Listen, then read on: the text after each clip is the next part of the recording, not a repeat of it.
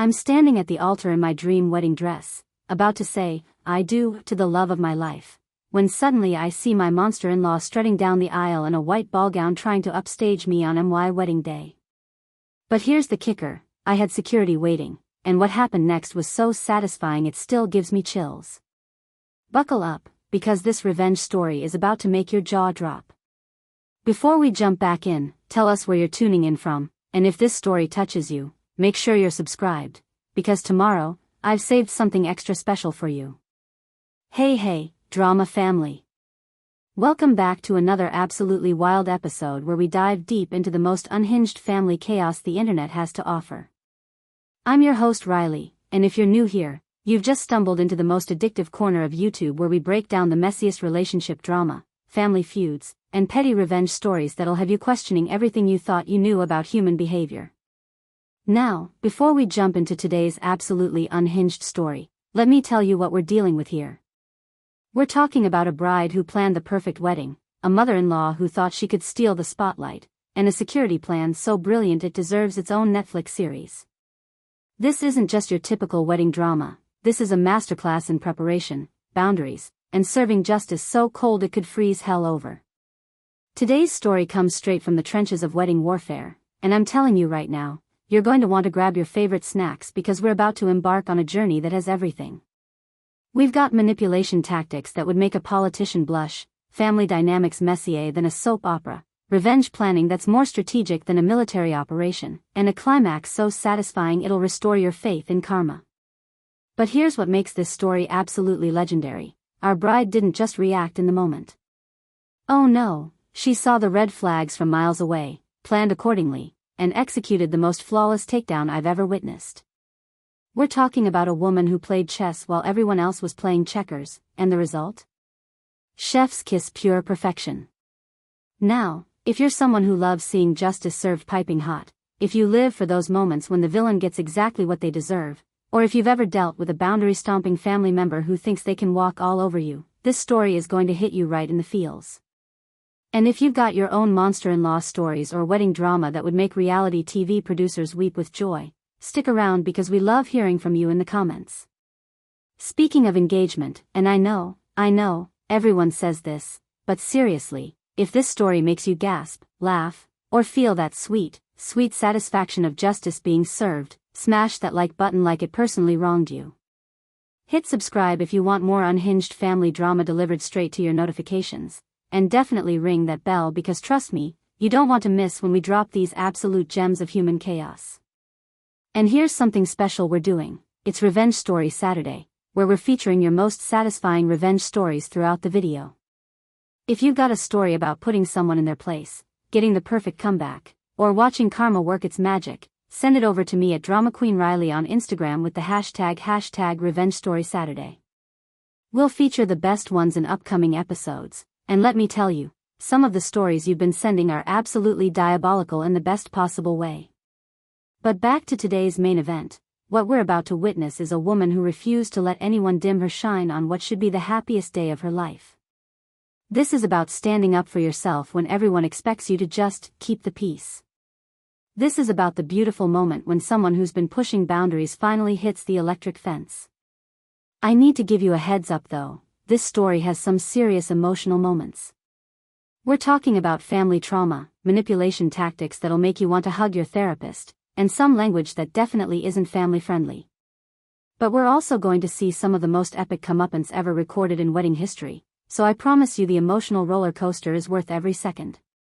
The woman in our story, let's call her Jade, thought she was just planning her dream wedding to her college sweetheart in the beautiful coastal town of Millbrook Bay.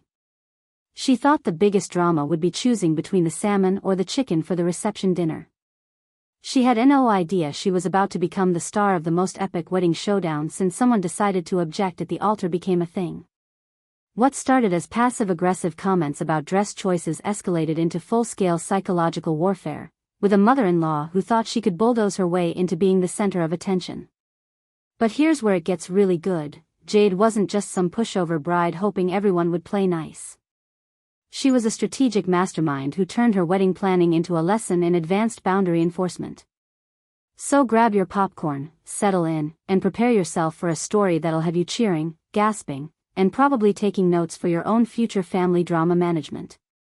Because what happens when an unstoppable attention seeker meets an immovable boundary setter? You're about to find out, and it is glorious. Ready to dive into the chaos?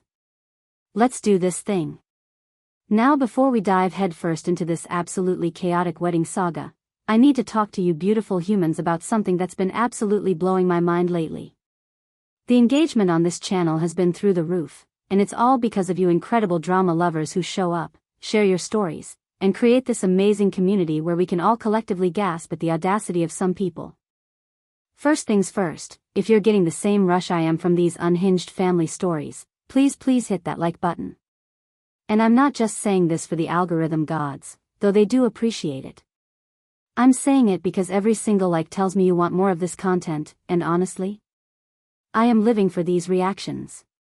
When a story gets thousands of likes, I know I've found another absolute gem of human drama to share with you all.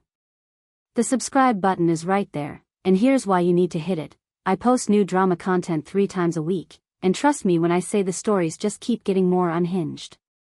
We've got workplace drama that'll make you question humanity, friendship betrayals that belong in a psychology textbook, and family feuds so intense they could power a small city. You literally cannot afford to miss these uploads because the internet keeps delivering absolute gold. And that notification bell? Hit it like your life depends on it, because YouTube's algorithm is absolutely ruthless about hiding content from people who actually want to see it. I've had subscribers tell me they missed weeks of uploads because they didn't have notifications on. Don't be that person scrolling through YouTube 3 weeks later wondering where all the good drama went. Now, here's something that's been absolutely incredible, our special Saturday series, Revenge Story Saturday. You beautiful, petty legends have been sending in your own revenge stories, and let me tell you, some of you are absolutely diabolical in the best possible way. We're talking about revenge so perfectly executed it belongs in a masterclass. Just last week, we featured Jessica from Portland who exposed her cheating boyfriend by creating a fake Instagram account, befriending his side piece, and then coordinating the perfect double-date ambush at his favorite restaurant. The chaos was legendary. And then there was Marcus from Denver who got back at his nightmare roommate by slowly replacing all his food with increasingly weird substitutes until the guy moved out thinking he was losing his mind. Pure genius. If you've got a revenge story that you're proud of, and I mean really proud of, like the kind where you still smirk thinking about it years later, send it over to me at Drama Queen Riley on Instagram. Use the hashtag #RevengeStorySaturday and include all the juicy details. We feature the best ones in our Saturday episodes, and honestly, your stories have been better than anything Hollywood could write. But here's what makes this community special. It's not just about the revenge. It's about boundaries. It's about standing up for yourself when everyone expects you to just take it and smile. It's about that beautiful moment when someone who's been pushing and pushing finally gets pushback. And judging by your comments and stories, a lot of you have been dealing with boundary pushers who needed to learn some lessons. Speaking of comments, you all are absolutely savage in the best way possible. Last video's comments section had me crying laughing for an hour straight. Shout out to a Dramalama 2024 who said, "Some people really wake up and choose violence, but this bride chose strategic violence and I respect that." Exactly. That's the energy we need. And at Petty Betty 99 with, "I'm taking notes for my future mother-in-law interactions," honestly, same. These stories are like a masterclass in family drama management. But here's something I want to address because I've been getting some messages about it. Some of you are worried about sharing your own stories because you think they're not dramatic enough or not as crazy as the ones we feature. Listen to me carefully, every boundary violation matters. Every time someone disrespected you and you stood up for yourself, that's worth celebrating. Every time someone tried to walk all over you and you said, "Absolutely not," that's content we want to hear. Your stories don't need to involve security guards or viral TikToks or public humiliation to be worthy of sharing. Sometimes the most powerful revenge is just living your best life despite someone's attempts to tear you down. Sometimes it's just maintaining your boundaries so firmly that toxic people eventually bounce right off you. That said, if your story does involve security guards, public humiliation, or someone getting exactly what they deserved in the most satisfying way possible, chef's kiss. We absolutely live for those too. Oh, and one more thing. If you're watching this and thinking, I wish I had the courage to stand up for myself like these people do, let these stories be your inspiration. You deserve to have your boundaries respected. You deserve to be treated with dignity. And if someone in your life is consistently crossing lines and making you feel small, maybe it's time to channel some of that main character energy we see in these stories.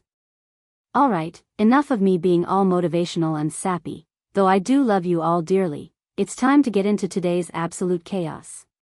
This story has everything we could want: a bride with titanium boundaries, a mother-in-law who thought she could run the show, and the most satisfying security escort in wedding history.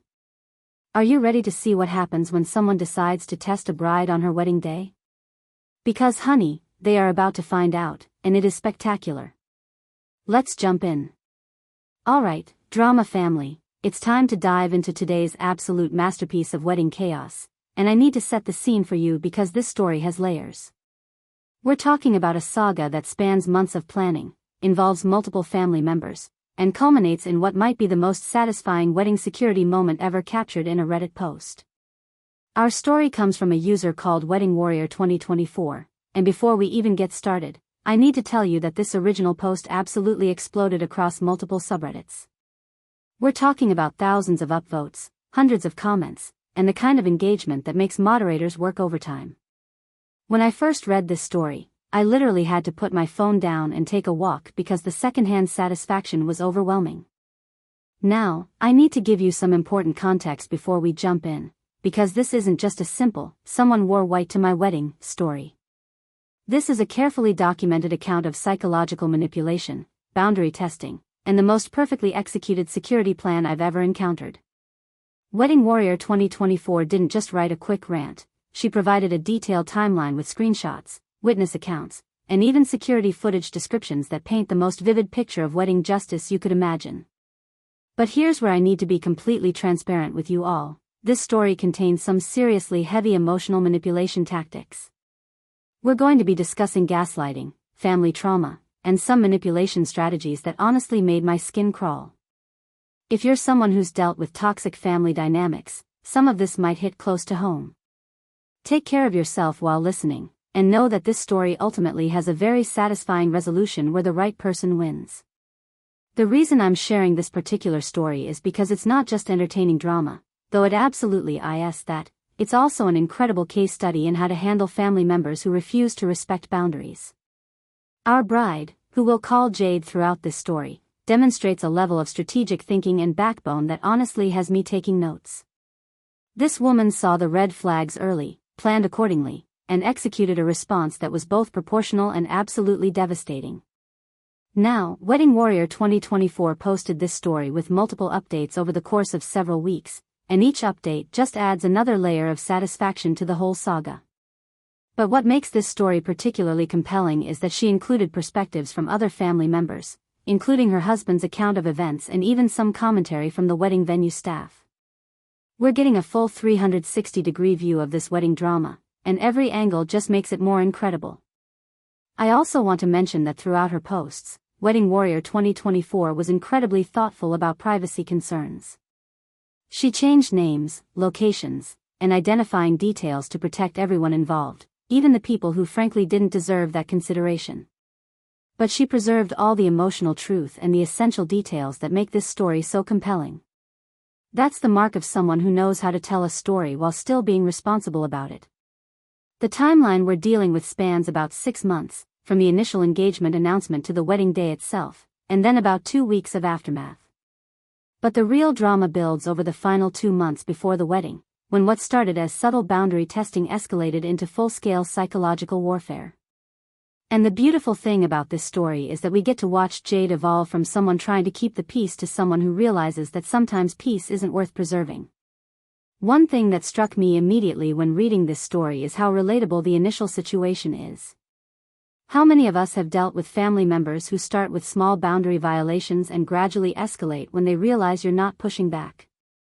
How many of us have been in situations where everyone expects us to be the bigger person and just tolerate increasingly unacceptable behavior? This story starts in a place that probably feels familiar to a lot of you. But what sets this apart is that Jade reaches a breaking point and decides that her mental health and her wedding day are more important than maintaining a fake peace with someone who clearly doesn't respect her. And the way she handles that decision? Chef's kiss, absolutely flawless. Now, I need to warn you about something. This story is going to make you angry before it makes you satisfied.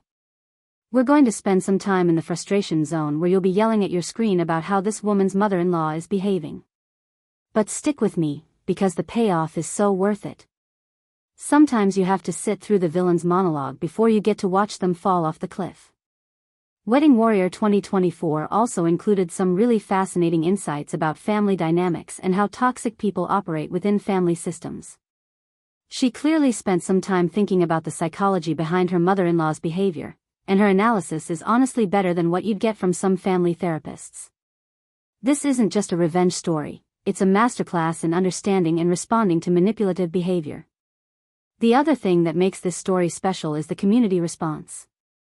The comment sections on all of her posts are filled with people sharing their own similar experiences, offering advice, and celebrating her victory. It became this beautiful moment of collective boundary setting where hundreds of people were cheering for someone who refused to be bulldozed. So buckle up, because we're about to embark on a journey through 6 months of escalating family drama, strategic planning, and ultimately the most satisfying wedding day security escort you'll ever hear about. This is the story of what happens when someone underestimates a bride who's done playing games. Ready? Let's meet our players and see how this all began. So let's meet our cast of characters and dive into how this absolute chaos all began.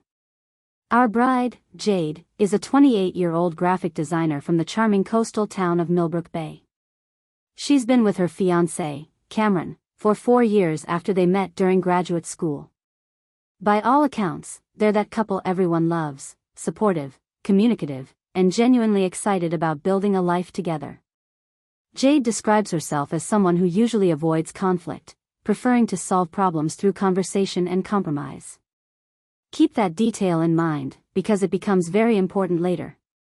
Cameron comes from what Jade initially thought was a close-knit family in the nearby city of Westbridge. His mother, Delphine, seemed charming during their early interactions, the kind of woman who brings homemade cookies to every gathering and remembers everyone's birthdays. Cameron's father, Robert, is more reserved but pleasant enough. They have one other son, Cameron's younger brother Tyler, who lives across the country and rarely visits. This family dynamic becomes crucial to understanding how things spiraled so completely out of control. The engagement itself was beautiful and intimate. Cameron proposed during a weekend getaway to their favorite bed and breakfast in the mountains. They were both over the moon and immediately started dreaming about their perfect wedding. Jade had always envisioned an elegant outdoor ceremony at the historic Rosewood Manor, a stunning venue overlooking Millbrook Bay's harbor.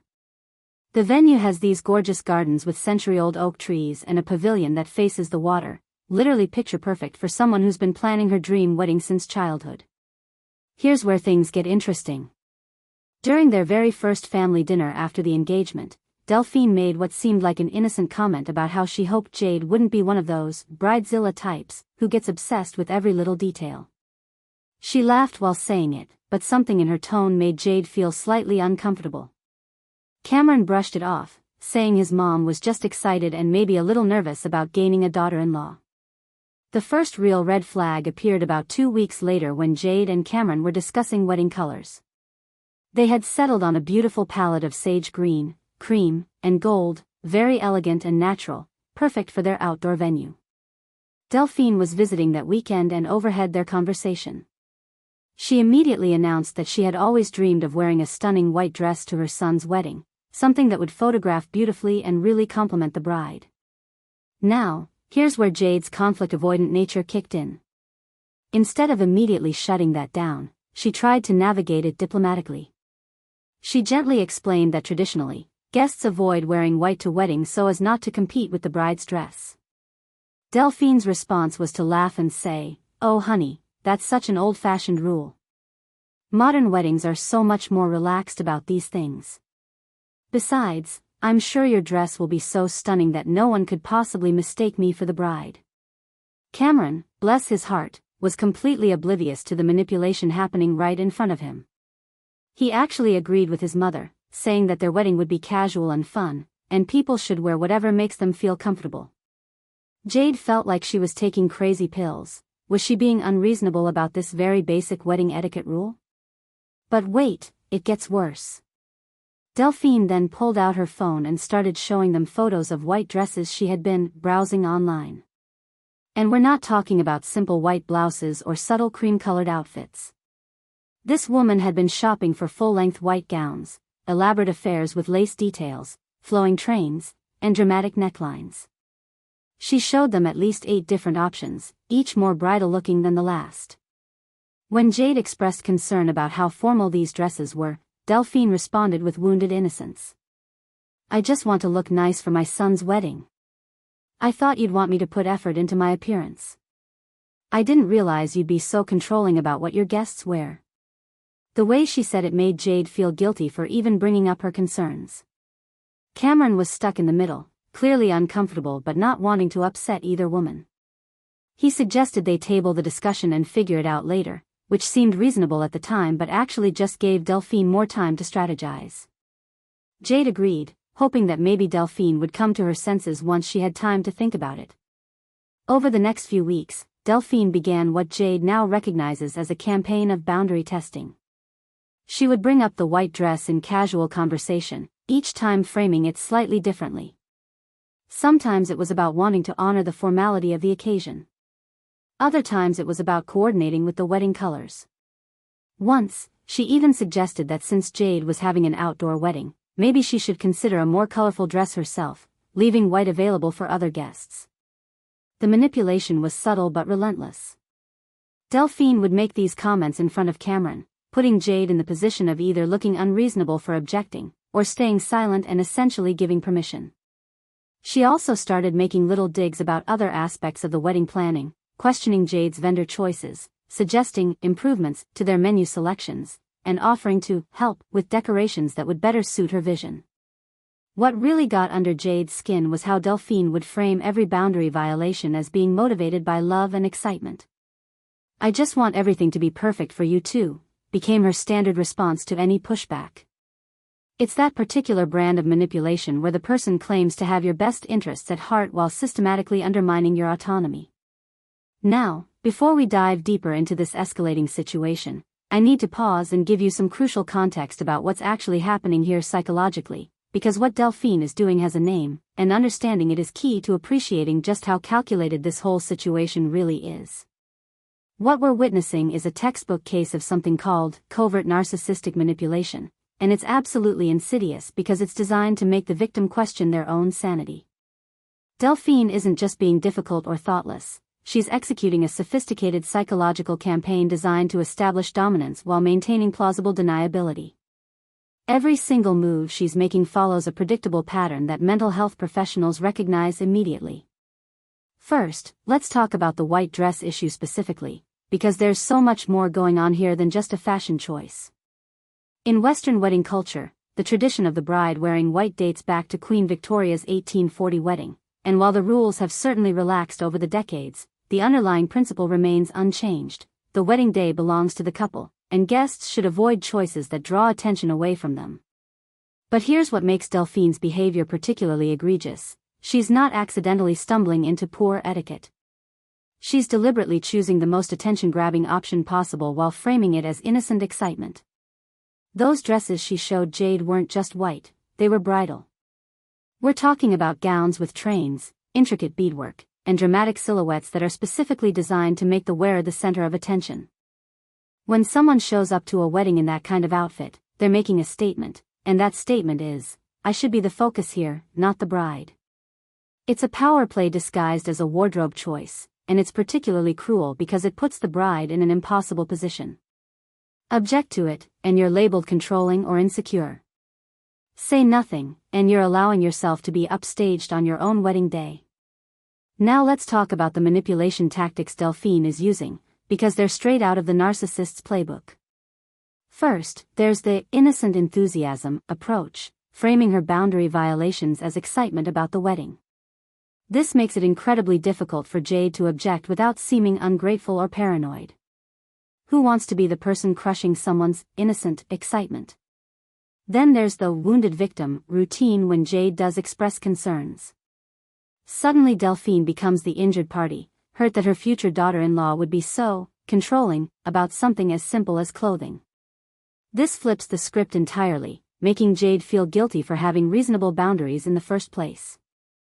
The third tactic is what psychologists call triangulation, involving Cameron in the conflict in a way that forces him to choose sides, even when he doesn't realize that's what's happening. By making these comments in front of him and then acting hurt when Jade objects, Delphine is essentially forcing Cameron to either support his mother or his fiancé, creating tension in the couple's relationship. What makes this particularly sophisticated is how Delphine is testing boundaries incrementally.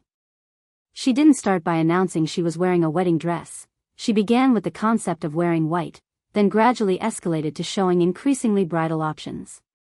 Each time Jade failed to push back decisively, Delphine interpreted it as permission to escalate further. This gradual boundary erosion is a classic manipulation technique because it exploits people's natural tendency to avoid conflict and give others the benefit of the doubt.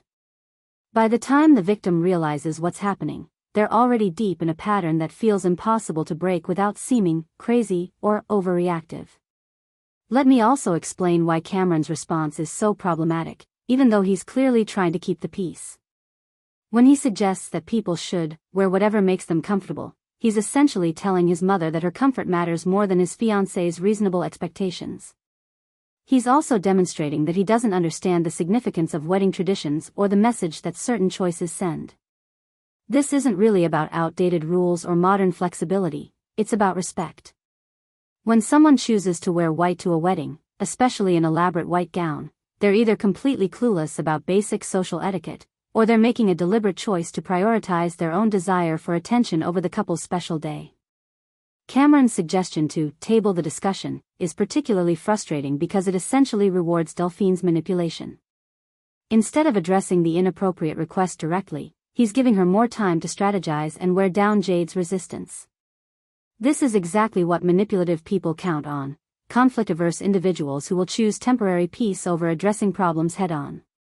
The broader context here is that wedding planning often becomes a battleground for family dynamics that have been simmering for years. Weddings are high-stakes emotional events that bring out people's true colors, and individuals with narcissistic tendencies often see them as opportunities to grab attention or assert dominance. Delphine's behavior also fits a pattern that many people will recognize if they've dealt with controlling family members. The constant suggestions about vendor choices and decorations aren't really about helping, they're about establishing control over the event and, by extension, over Jade herself. Each improvement suggestion is actually a test to see how much influence Delphine can exert over the wedding planning process. What's particularly insidious is how she frames every boundary violation as being motivated by love.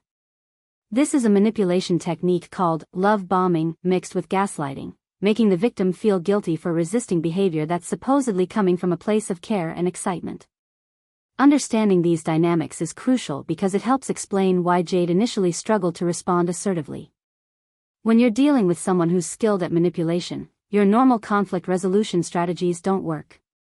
Trying to be diplomatic with someone who's operating in bad faith just gives them more opportunities to manipulate the situation. When Jade finally decided to seek outside perspective on this situation, she turned to the one place where wedding drama gets the expert analysis it deserves, the internet. Her original post on Reddit's relationship advice forum absolutely exploded, and the response was immediate and overwhelming. Within hours, she had hundreds of comments from people who recognized exactly what was happening and weren't having any of Delphine's nonsense. The top comment came from user Bridesmaid of Honor 2019, who wrote, "Honey no. This is not about a dress preference. This is about your mother-in-law establishing dominance and testing how much she can get away with. I've seen this exact scenario play out at 3 different weddings, and it never ends with just the dress.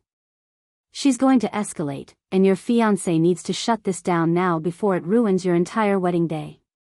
What was fascinating about the community response was how many people immediately recognized the manipulation tactics.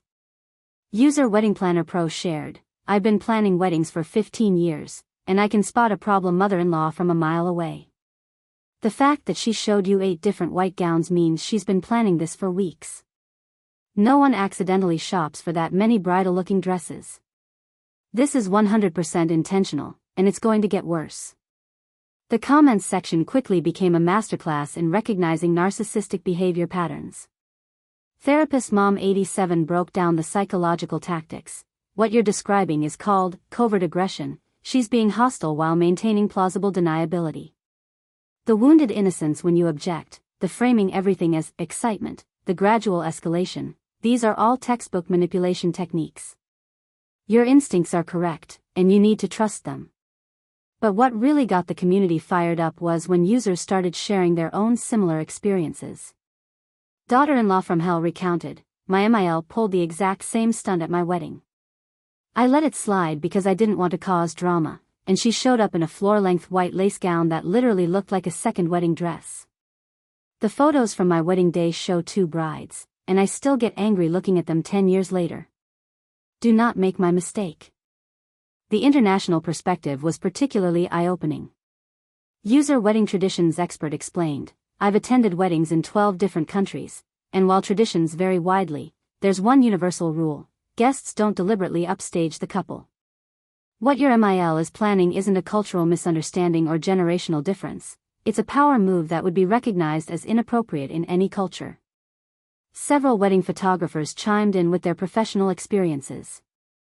Lens Lady 2024 shared, "I've photographed over 200 weddings, and I've seen this drama maybe a dozen times. Every single time, it creates tension that affects the entire event. The couple spends their wedding day dealing with stares, whispers, and managing family drama instead of celebrating their marriage. One bride actually asked me to Photoshop her MIL's dress to a different color in all the family photos." The venue coordinator perspective was equally telling. Event planner extraordinaire wrote, "We've had to escort mothers-in-law out of ceremonies before, and it's always heartbreaking because it could have been prevented with clear boundaries early on. Your MIL is counting on your politeness and conflict avoidance to get her way. Don't let her weaponize your kindness against you."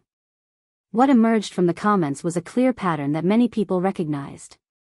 User Pattern Recognition 101 outlined it perfectly. Step 1. Test boundaries with something that seems small. Step 2. When called out, act hurt and innocent. Step 3. Involve other family members to create pressure. Step 4. Escalate gradually while maintaining the victim narrative. Step 5. Execute the original plan while claiming misunderstanding. Your MIL is currently at Step 3. The most chilling comment came from someone who had experienced this exact situation as a wedding guest. Observer at wedding shared, "I attended a wedding where the groom's mother wore white. It was so obviously intentional and attention-seeking that it made everyone uncomfortable. People spent the reception talking about her instead of celebrating the couple. The bride looked miserable in every photo, and the marriage lasted less than 2 years. Don't let someone steal your joy on your wedding day." Mental health professionals in the comments were particularly vocal about the red flags. Dr. Therapy 2024 explained, "What your MIL is doing is called emotional terrorism, creating chaos and distress while maintaining plausible deniability. The fact that she's doing this during wedding planning, one of the most stressful times in a relationship, is particularly cruel. She's testing whether she can manipulate both you and your relationship with your fiancé." The comments also revealed how common this specific scenario is. Country club coordinator shared, "In my 20-year career, I've seen mother-in-laws attempt to wear white probably 50 times. The ones who succeed in getting away with it always escalate their boundary violations after the wedding. This isn't just about one day, it's about establishing the power dynamic for your entire marriage." Former brides who had successfully shut down similar situations offered practical advice. Boundary Queen Supreme wrote, "I told my MIL that anyone wearing white would be asked to leave by security, no exceptions. She tested me by showing up in cream.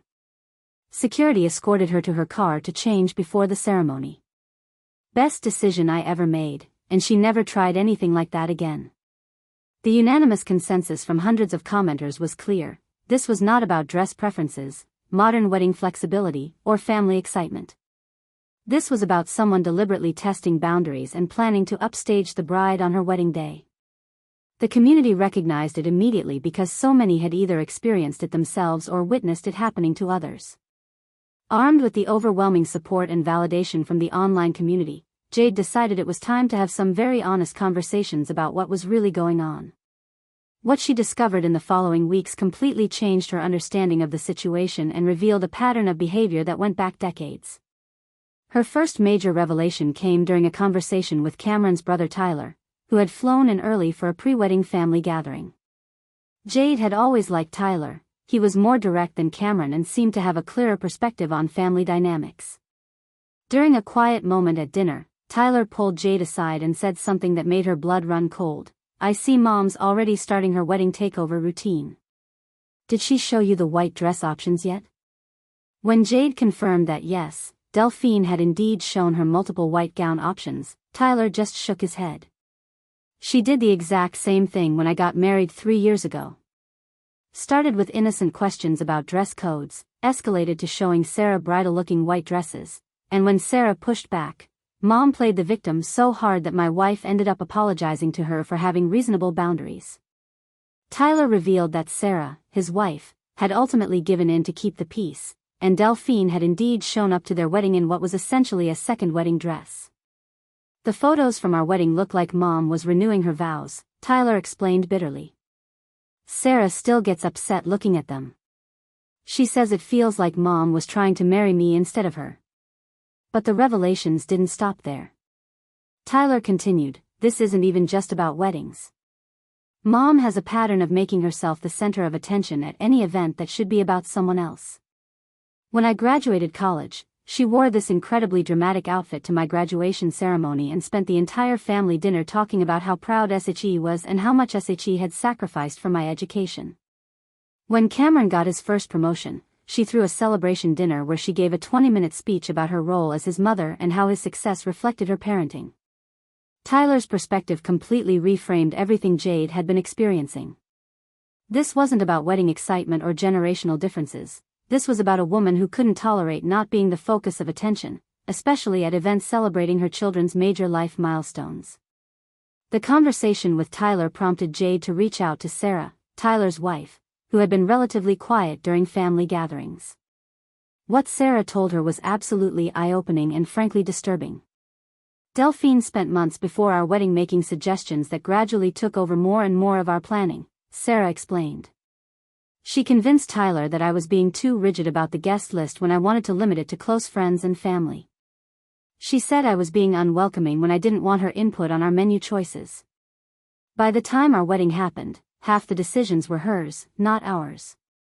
Sarah also revealed that the manipulation had continued well into their marriage. "She has this way of creating crises that require Cameron or Tyler to choose between their wives and her. She'll schedule important family events on dates she knows conflict with our plans, then act hurt when we can't attend both. She forgets to include me in family communications, then acts like it was an innocent oversight. It's death by 1,000 tiny cuts." But the most disturbing revelation came when Sarah shared what happened after Tyler's wedding. Once she realized she could manipulate our wedding planning and get away with it, she started testing bigger boundaries. She began dropping by our apartment unannounced, rearranging our kitchen to be more efficient, and giving us unsolicited advice about our marriage. When we tried to set boundaries, she would cry about how we were keeping her from her son. This pattern of escalating control after successful boundary violations was exactly what the Reddit community had warned about. Jade was beginning to understand that the white dress issue wasn't an isolated incident, it was a test to see how much control Delphine could exert over her son's new family. Tyler provided another crucial piece of the puzzle when he revealed his father Robert's role in enabling this behavior.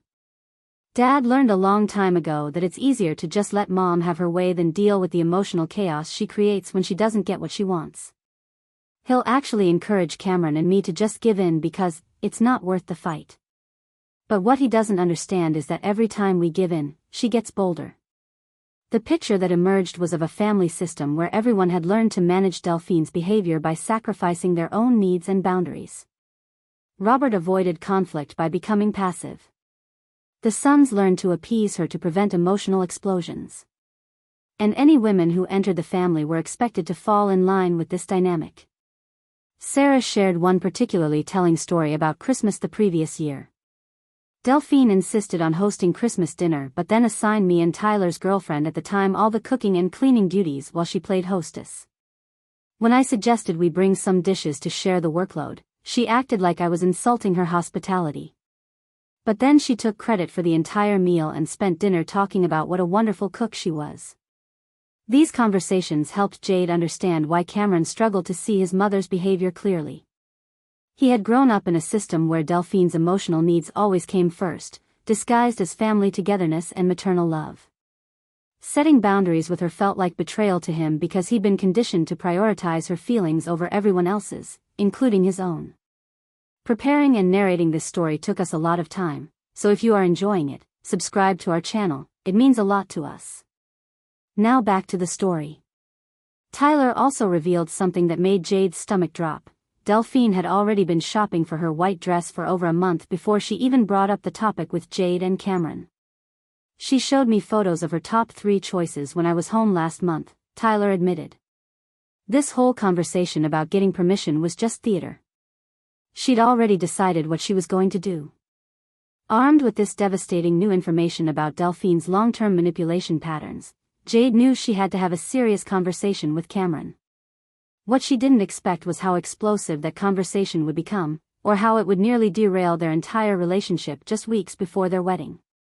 Jade chose her timing carefully, waiting for a quiet evening when they were both relaxed and could talk without interruption. She started gently, sharing Tyler's insights about the family dynamics and explaining how the white dress issue fit into a much larger pattern of boundary violations. Cameron's initial reaction was defensive, which Jade had expected, but what caught her off guard was the intensity of his denial. Tyler's always been dramatic about family stuff, Cameron insisted. Mom was excited about Sarah's wedding too, and maybe she got a little carried away, but that doesn't make her some kind of master manipulator. You're reading way too much into normal family dynamics. When Jade mentioned that Delphine had been shopping for white dresses for over a month before even discussing it with them, Cameron's defensiveness escalated into something approaching anger. So what if she looked at some dresses? Women shop for wedding guest outfits all the time. You're acting like she's planning some elaborate scheme when she's probably just nervous about making a good impression. The conversation spiraled from there. Cameron accused Jade of being influenced by internet strangers who didn't know his family, and of creating drama where none existed.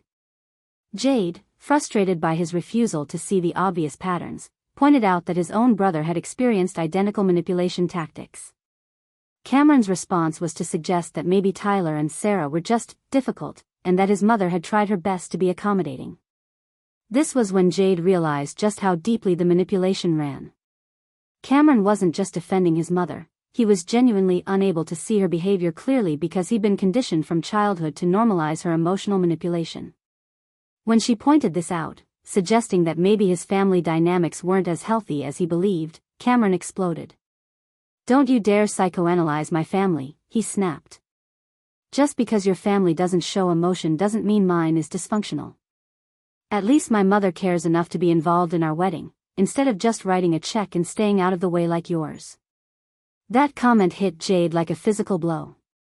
Her parents had been respectfully hands-off with the wedding planning because they trusted her judgment and wanted to give the couple space to create their own celebration.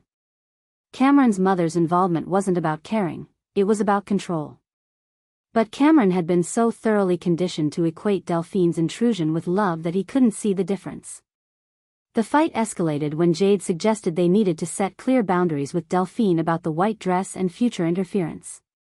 Cameron accused her of trying to isolate him from his family and of being controlling and unreasonable. "You're asking me to choose between you and my mother," he said, which was exactly the kind of false dichotomy that Delphine specialized in creating.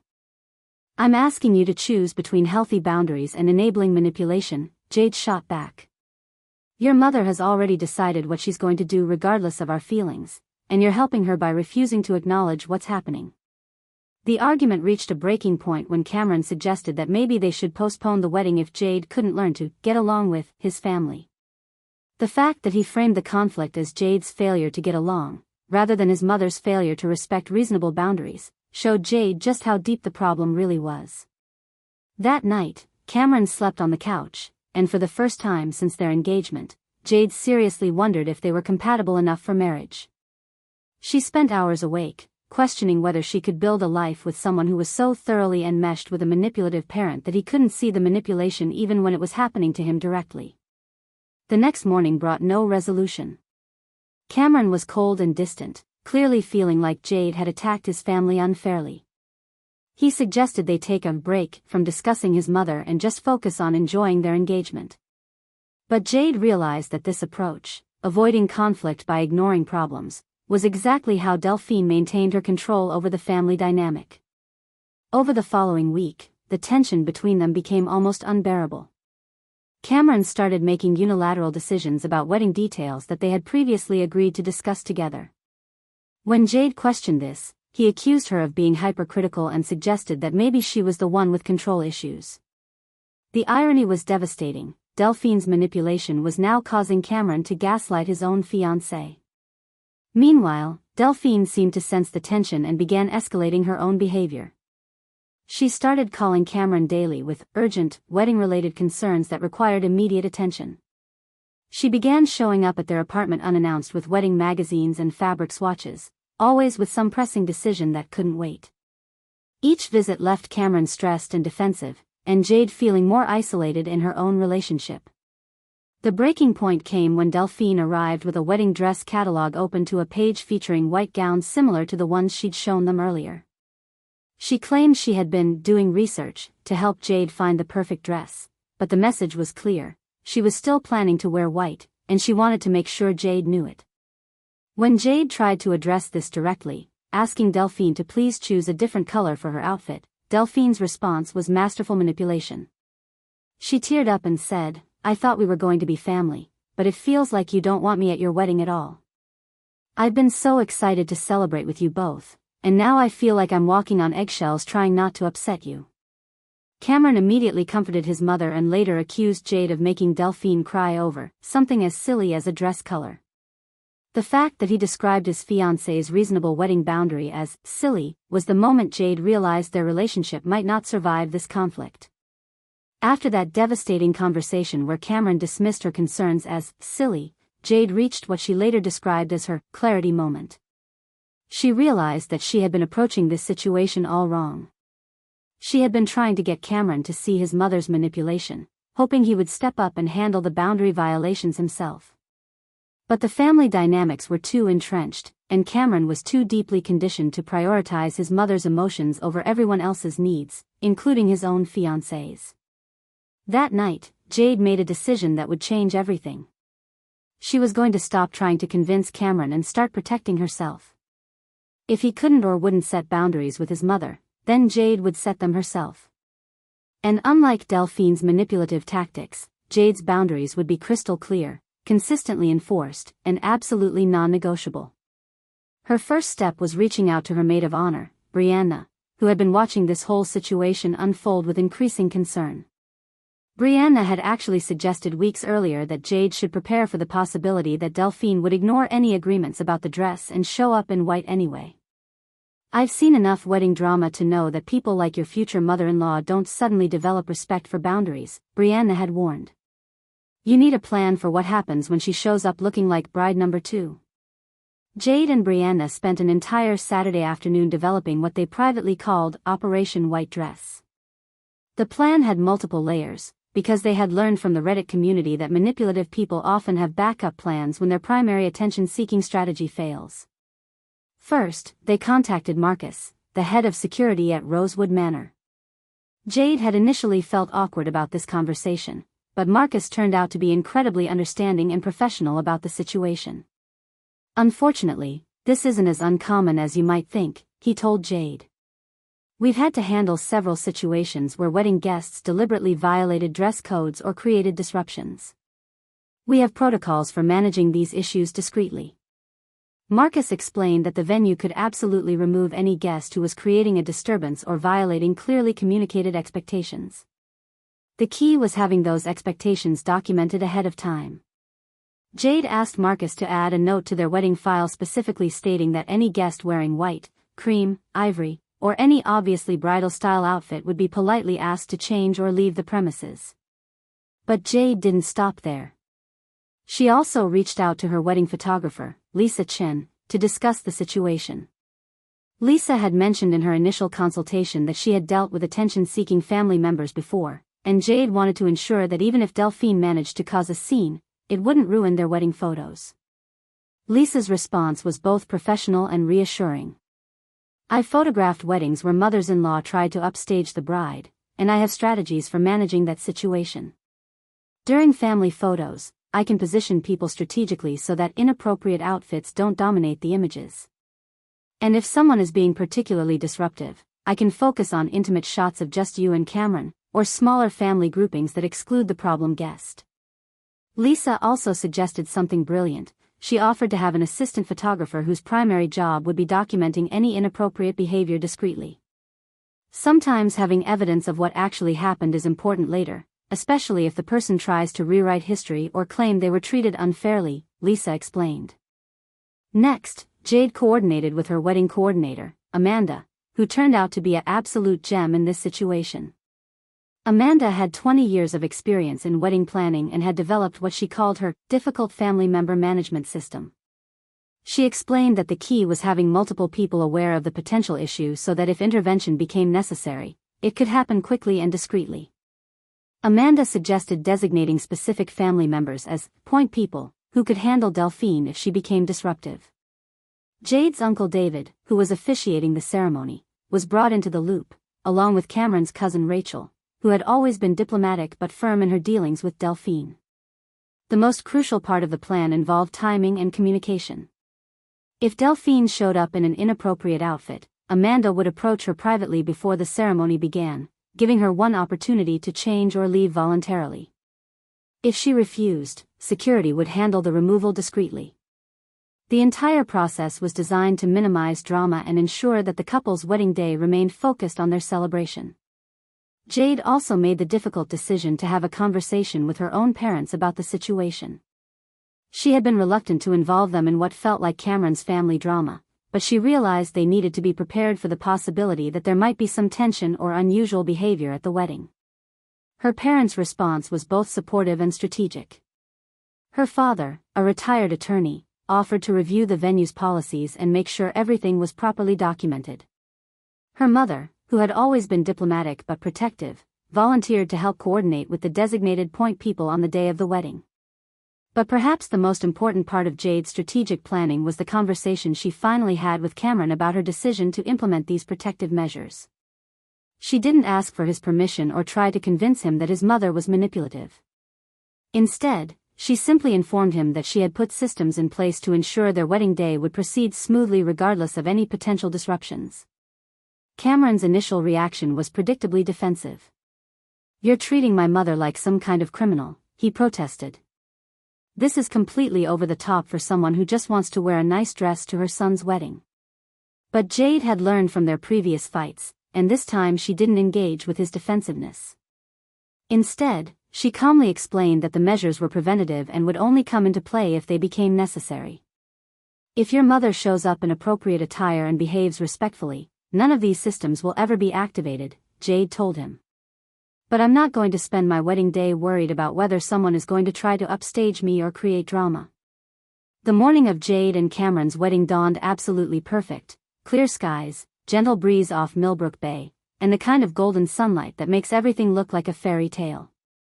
Jade woke up feeling genuinely excited for the first time in weeks, surrounded by her bridesmaids at the bridal suite in the historic Ocean View Inn. The drama with Delphine had been pushed to the back of her mind as she focused on getting ready for the most important day of her life.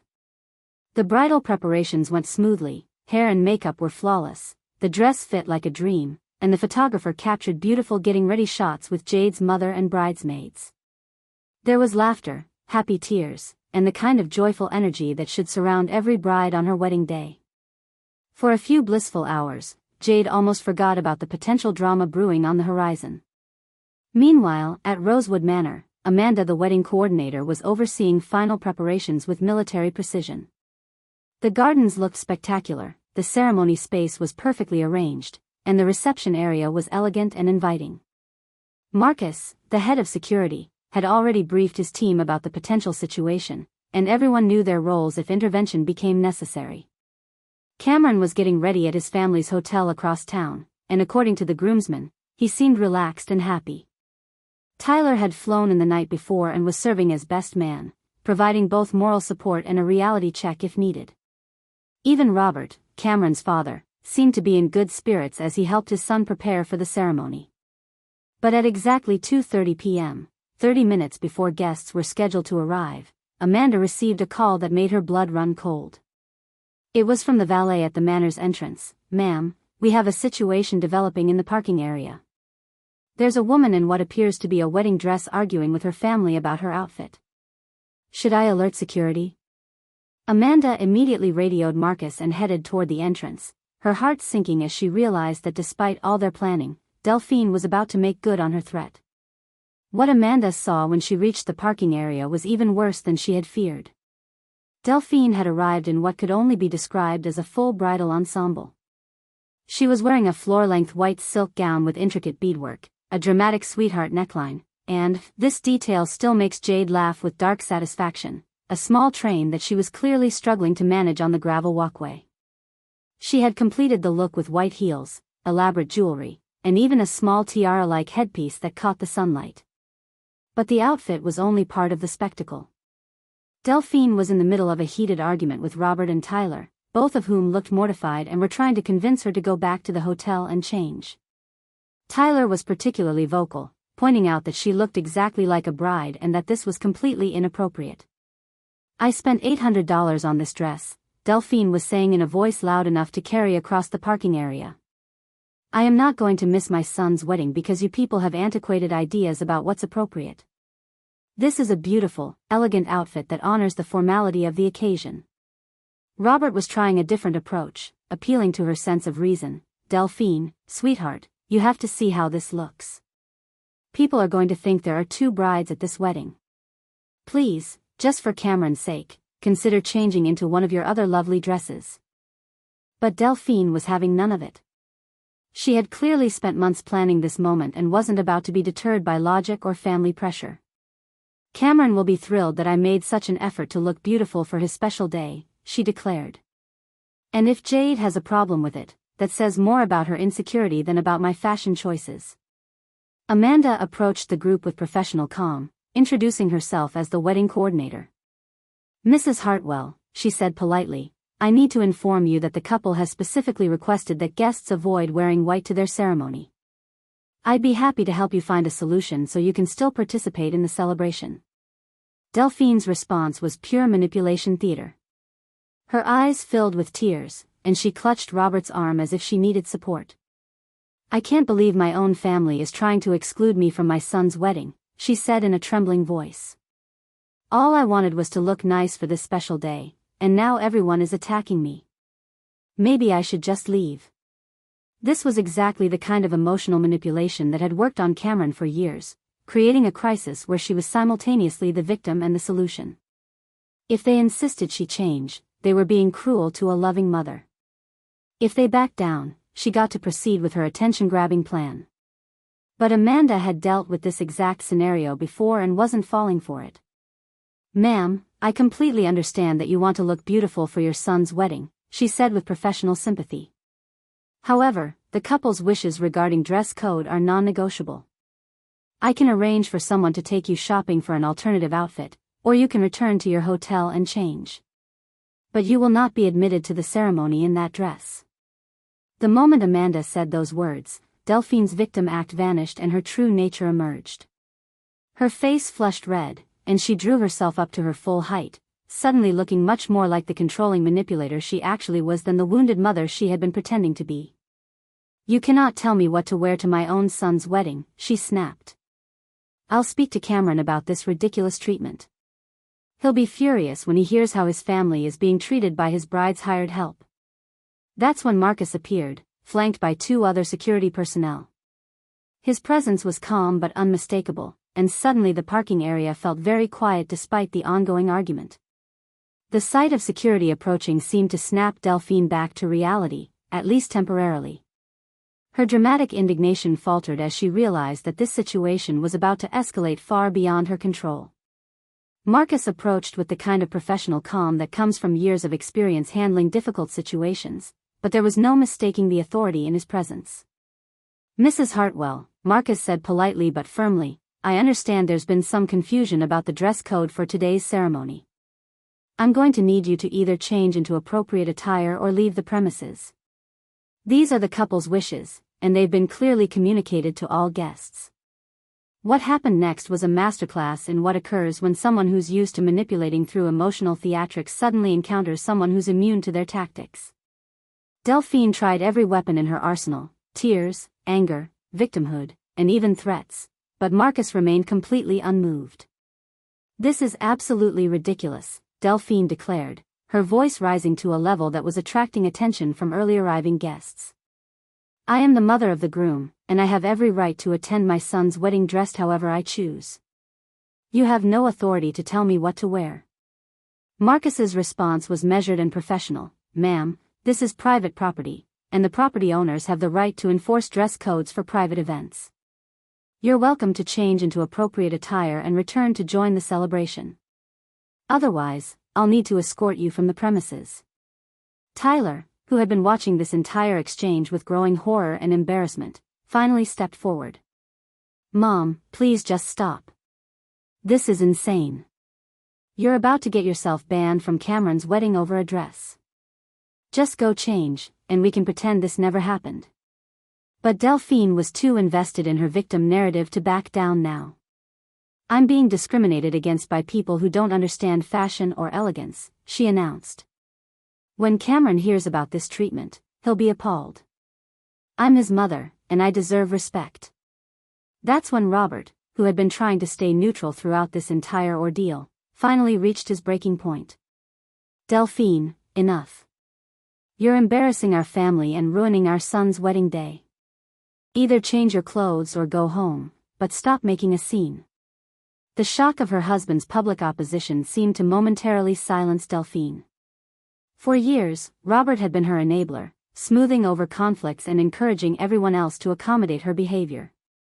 His sudden refusal to support her left her visibly shaken. Meanwhile, Amanda had discreetly called Cameron to inform him of the situation. His initial reaction was predictable. He wanted to rush over and try to mediate the conflict himself. But Tyler, who was still at the manor, managed to intercept that call and talk his brother out of leaving his groomsmen to deal with their mother's drama. "Cameron, listen to me," Tyler said firmly. "Mom is having a meltdown in the parking lot because security won't let her into your wedding wearing what is essentially a bridal gown. If you come over here now, she'll manipulate you into feeling guilty and make this whole thing your fault. Stay where you are and let the professionals handle it." The conversation that followed was apparently one of the most difficult of Cameron's life. Tyler later described it as the moment his brother finally began to understand the full scope of their mother's manipulation. For the first time, Cameron couldn't deny what was happening, Tyler explained. She was literally trying to upstage his bride on his wedding day, and there was no way to spin that as loving behavior.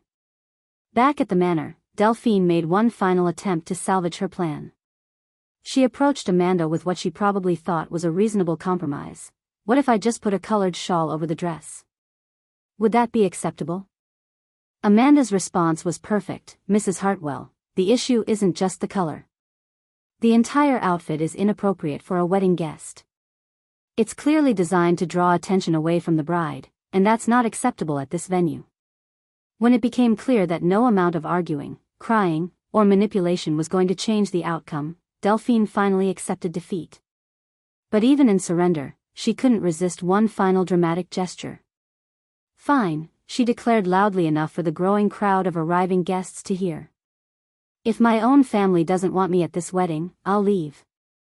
But don't expect me to pretend this treatment is acceptable."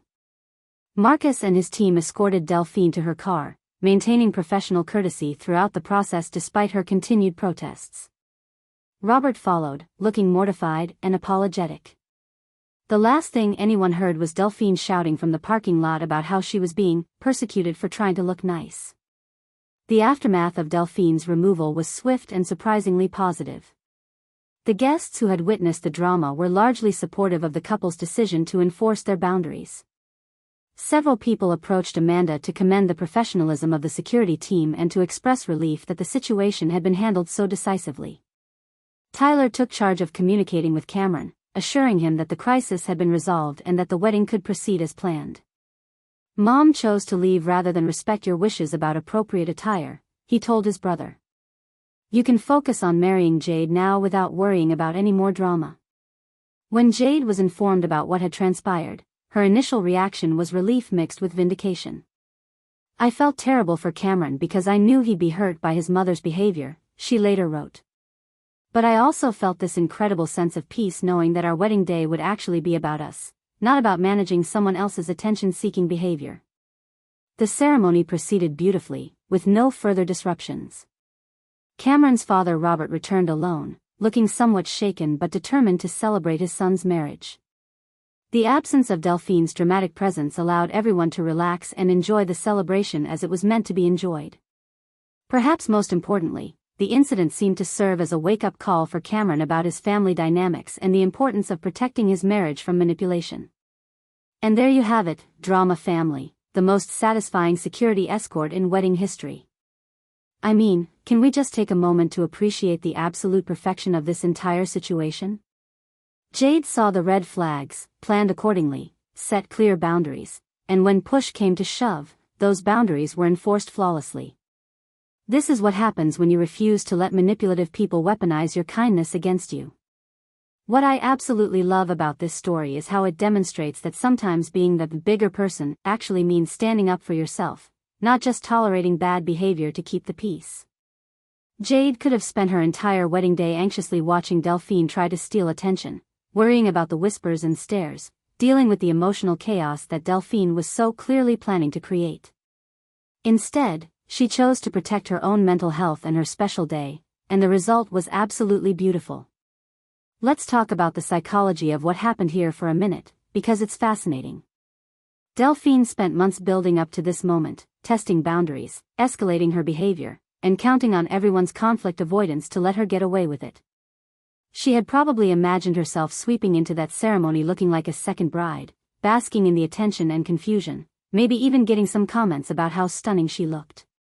Instead, she got escorted to her car by security while guests watched in second-hand embarrassment. The fantasy she had been building in her head for months crumbled in about 10 minutes, and she had to face the reality that her behavior was so inappropriate that professional security had to intervene. That has to be a special kind of humiliating wake-up call. But you know what's really beautiful about this outcome? It wasn't just about stopping Delphine from ruining the wedding day, it was about Cameron finally seeing his mother's behavior clearly. Sometimes people who grow up in dysfunctional family systems need a really dramatic example to understand that what they've normalized isn't actually normal. Having your mother get security escorted from your wedding for trying to upstage your bride is pretty hard to rationalize as loving behavior.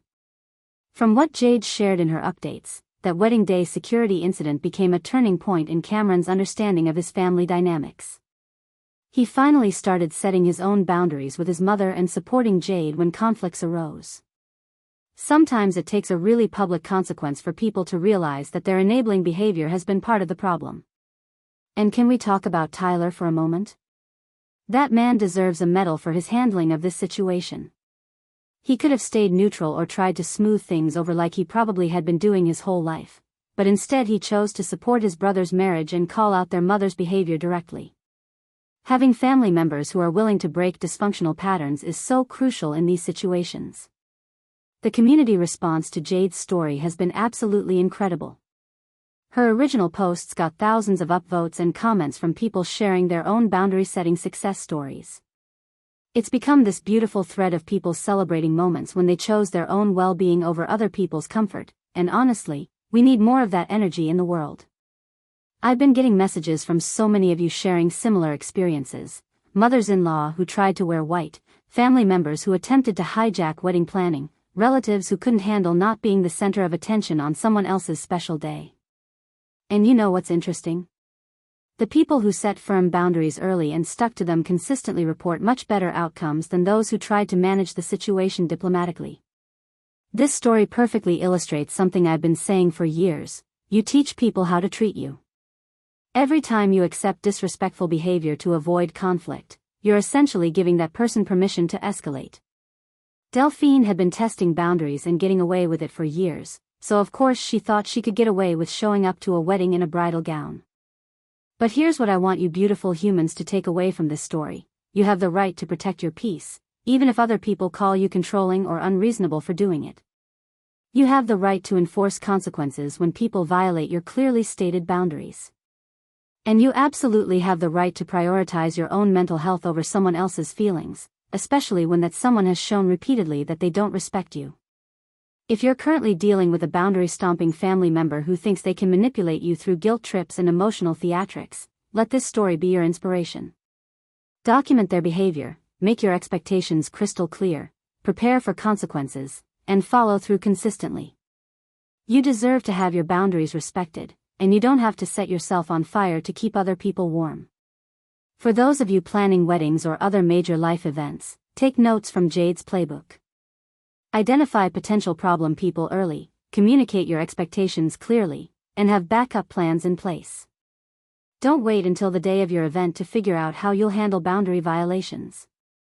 Professional vendors like security, coordinators, and photographers have seen it all before and can be incredible allies in protecting your special day. I want to hear from you in the comments. Have you ever had to enforce consequences for boundary violations? What happened when you stopped trying to keep the peace and started protecting your own well-being? Share your stories because they inspire other people to stand up for themselves too. And if you're someone who recognizes yourself in Delphine's behavior, if you've been the person testing boundaries or making other people's events about you, please know that it's never too late to change those patterns. The relationships in your life will be so much healthier when you learn to celebrate other people's moments without needing to be the center of attention. Thank you for spending your time with us today, for engaging with these stories, and for creating this incredible community where we can all learn from each other's experiences. Your comments, your stories, and your support mean absolutely everything to me. Remember to be kind to yourselves and each other, but also remember that kindness doesn't mean accepting disrespectful treatment. Sometimes the kindest thing you can do is teach someone that their behavior has consequences. I'll see you in the next episode, and until then, keep those boundaries strong and those stories coming. Up next, you've got 2 more standout stories right on your screen. If this one hit the mark, you won't want to pass these up. Just click and check them out.